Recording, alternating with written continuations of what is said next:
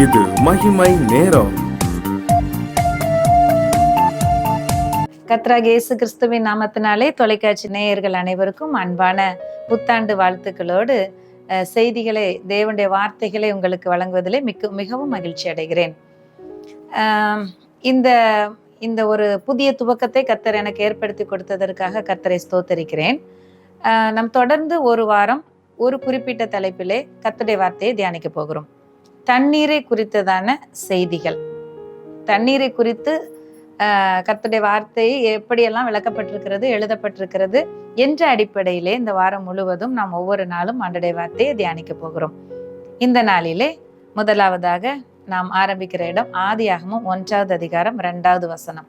ஆதியாகமம் 1வது அதிகாரம் 2வது வசனம். இங்கதான் ஃபர்ஸ்ட் ஜலம் அப்படிங்கிற வார்த்தை வருகிறது. ஆதியாகமத்திலே ஆரம்பிக்கிறது. பூமியானது ஒழுங்கின்மையும் வெறுமையுமாய் இருந்தது, ஆழத்தின் மேல் இருள் இருந்தது, தேவ ஆவியானவர் ஜலத்தின் மேல் அசைவாடி கொண்டிருந்தார். பாருங்க, ஆதியிலே தேவன் வானத்தையும் பூமியும் சிருஷ்டிக்கிறாரு. அவர் சிருஷ்டிக்க ஆரம்பிக்கும் போது முதல்ல இருந்த நிலைமை எப்படி அப்படிங்கறது இந்த 2வது வசனம் சொல்லுது. பூமியானது ஒழுங்கின்மையும் வெறுமையுமா இருந்தது, ஆழத்தின் மேல் இருள் இருந்தது, தேவ ஆவியானவர் ஜலத்தின் மேல் அசைவாடினார். இந்த ஜலம் அப்படிங்கிற வார்த்தையை இந்த இடத்துல பார்க்கிறோம். தண்ணீரை குறித்து முதல் கட்டமாக அந்த வார்த்தையை நாம் தியானிக்கலாம். பூமி ஒழுங்கின்மை வெறுமை இப்படி இருக்கிற பூமி. இப்ப ஒழுங்கின்மை வெறுமை ரெண்டும் ஒன்றோடு ஒன்று தொடர்புடையதாக இருக்கிறத நம்ம பார்க்க முடியும். இந்த ஒழுங்கின்மை வெறுமையில இருந்துதான் ஆவியானவர் அசைவாடி ஒவ்வொன்றாக சிருஷ்டிக்கிறார். தேவன் இயேசு கிறிஸ்து மூலமாய் ஆவியானவரை கொண்டு சகலத்தையும் சிருஷ்டிக்கிறார். சகலமும் அவர் தமக்கென்று உண்டாக்கினார் என்று சொல்லி நாம் புதிய ஏற்பாட்டு வசனத்திலே வாசிக்க முடியும். சகலத்தையும் அவர் தமக்கென்று உருவாக்கினார். அப்ப இந்த ஆரம்பத்துல ஒழுங்கின்மை வெறுமை அப்படிங்கிற வார்த்தையை நம்ம தியானிக்கும் பொழுது இந்த வருஷத்தின் ஆரம்பத்தை நம்ம மைண்ட்ல வச்சுக்கலாம். இப்ப எந்த இடத்துல எல்லாம் ஒழுங்கின்மை இருக்குதோ அங்கே ஒரு வெறுமை இருக்கும். வேதம் வாசிக்கிறதுல ஒழுங்கின்மை இருந்துச்சுன்னா வெளிப்பாடு இருக்காது, அங்க ஒரு வெறுமை இருக்கும். ஜெபத்துல ஒழுங்கின்மை இருந்துச்சுன்னா நம்ம ஒரு வல்லமை இருக்காது, அங்க ஒரு வெறுமை இருக்கும். நம்ம ஆண்டவரை தேடுறதுல ஒரு ஒழுங்கின்மை இருந்ததுன்னா ஆண்டவரோடு உள்ள உறவு சரியா இருக்காது, அங்க ஒரு வெறுமை இருக்கும். ஸ்கூல் போற பிள்ளைங்களை எடுத்துக்கோங்க. ஸ்கூலுக்கு போகிறதுல ஒரு ஒழுங்கின்மை இருந்ததுன்னா அங்க அவங்க படிப்புல ஒரு வெறுமை தான் இருக்கும். ஒரு வெற்றியை பார்க்க முடியாது, நிறைவை பார்க்க முடியாது, அந்த கண்டினியூஷன் இருக்காது, தொடர்ச்சி இருக்காது. புதுசா 4 நாள் ஸ்கூலுக்கு வராம புதுசா ஒரு நாள் வந்து நிற்கும் போது அவங்க முழிக்கிற மொழியே பரிதாபமா இருக்கும். ஒண்ணுமே புரியாது, ஒண்ணுமே தெரியாது. அப்ப ஒழுங்கின்மைங்கிறது ஒரு வெறுமையை கொண்டு வருகிறது. சாப்பிடுறதுல ஒழுங்கின்மை இருந்தா நம்முடைய சுகத்துல ஒரு வெறுமை இருக்கும், சுக வாழ்வு வாழ்றதுல ஒரு ஸ்ட்ரகிள் இருக்கும். அப்ப எங்கெல்லாம் ஒழுங்கின்மை அப்படிங்கிறது விஷயம் வருதோ அப்ப வெறுமைங்கிறதும் சேர்ந்தே வர்றதா இருக்கு.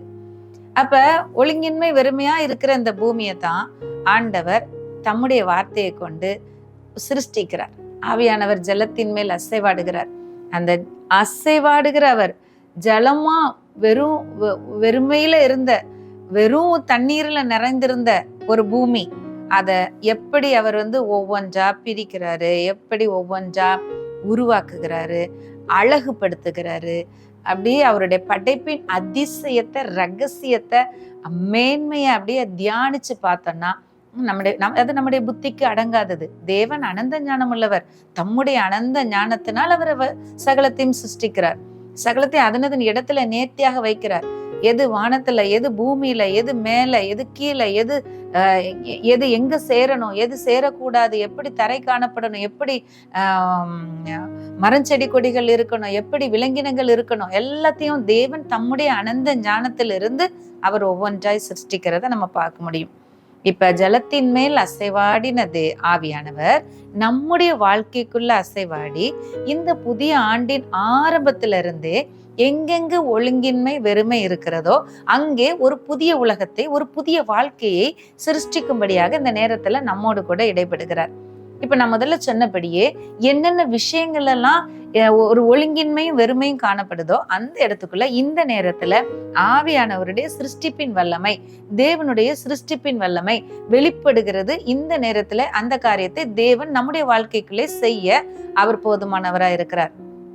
ஒருவேளை நீங்க வந்து வருஷ ஆரம்பத்துல இது பைபிள் வாசிப்பெல்லாம் ஒழுங்கும் கிரமமா போயிட்டு இருக்குது, என்னுடைய காரியங்கள் எல்லாம் நேர்த்தியா நடந்து கொண்டு இருக்கிறது என்று சொல்லி நீங்க சந்தோஷப்படுறவங்களா இருந்தா இட்ஸ் ஓகே, வெரி குட்.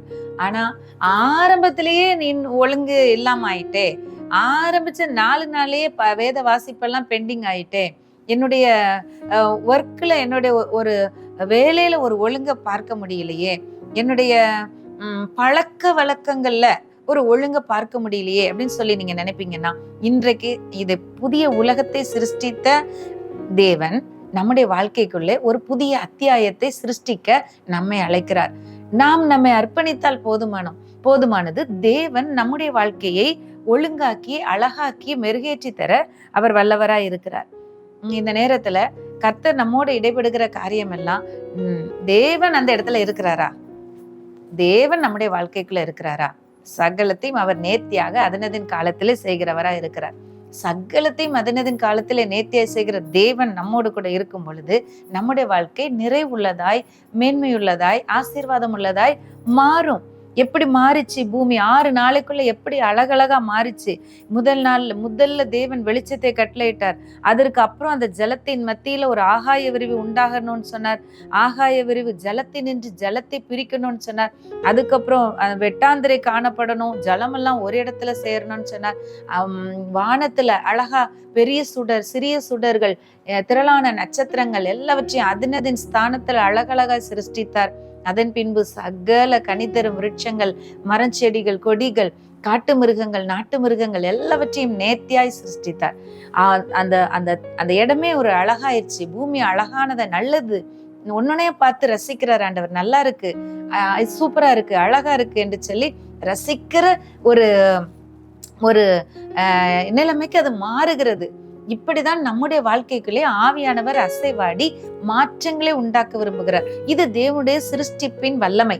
இந்த சிருஷ்டிப்பின் வல்லமை நமக்குள்ள இருந்து எப்படி செயல்படுகிறது அப்படின்னு சொன்னா, தேவன் மனுஷனை உருவாக்கும் போது தம்முடைய சாயலாக தம்முடைய ரூபத்தின்படி படைச்சாருல.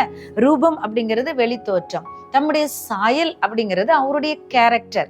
அவருடைய கேரக்டர் படி நாம உருவாக்கப்பட்டிருக்கிறதுனால நம்மை சுற்றிலும் இருக்கிற உலகத்தை தேவன் எப்படி தம்முடைய வார்த்தையை கொண்டு ஒவ்வொன்றாக மாற்றினாரோ, வெறுமையை மாற்றினாரோ, ஒழுங்கின்மையை மாற்றினாரோ, அழகை உருவாக்கினாரோ, இயற்கையை உருவாக்கினாரோ, அதுபோல நம்முடைய வாழ்க்கையில தேவன் நமக்கு கொடுத்திருக்கிற அந்த சாயலை கொண்டு, அந்த கேரக்டரை கொண்டு நம்மை சுற்றில் இருக்கிற உலகத்தை உருவாக்கும்படியாக, சிருஷ்டிக்கும்படியாக, அழகாக்கும்படியாக தேவன் நமக்கு உதவி செய்கிறார். தேவன் நம்மோடு கூட பேசுகிறார். இந்த நேரத்துல இந்த நிகழ்ச்சியை கேட்டுக்கொண்டிருக்கிற, பார்த்து கொண்டிருக்கிற உங்கள் ஒவ்வொருவரோடும் கூட தேவன் பேசுகிறார். பாருங்க, ஏதோ ஒரு விஷயத்துல வெறுமை காணப்படுகிறது அப்படின்னு நினைச்சீங்கன்னா, நீங்க எந்த இடத்துல ஒழுங்கின்மையில இருக்கீங்க அப்படிங்கிறத முதல்ல யோசிங்க.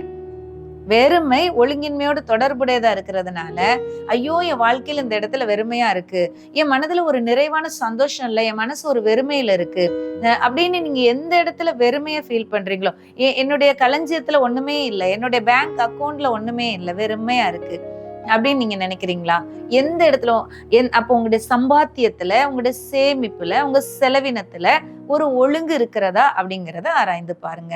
எங்க வெறுமை இருக்கிறதோ அங்க அதுக்கு முன்னாடி ஒழுங்கின்மை இருக்கிறதா அப்படிங்கிறத ஆராய்ந்து பார்த்து, சகலத்தையும் அழகாய் மாற்றிக்கொள்ளுகிற, அழகாய் சிருஷ்டிக்கிற வல்லமையுள்ள தேவன் அதே சிருஷ்டிப்பின் வல்லமைய நமக்குள்ளேயும் வைத்திருக்கிறதுனால, நம்மையும் அவருடைய சாயலாக உருவாக்குனதுனால, மனிதனான இந்த அதிகாரத்தெல்லாம் இழந்து போனான்.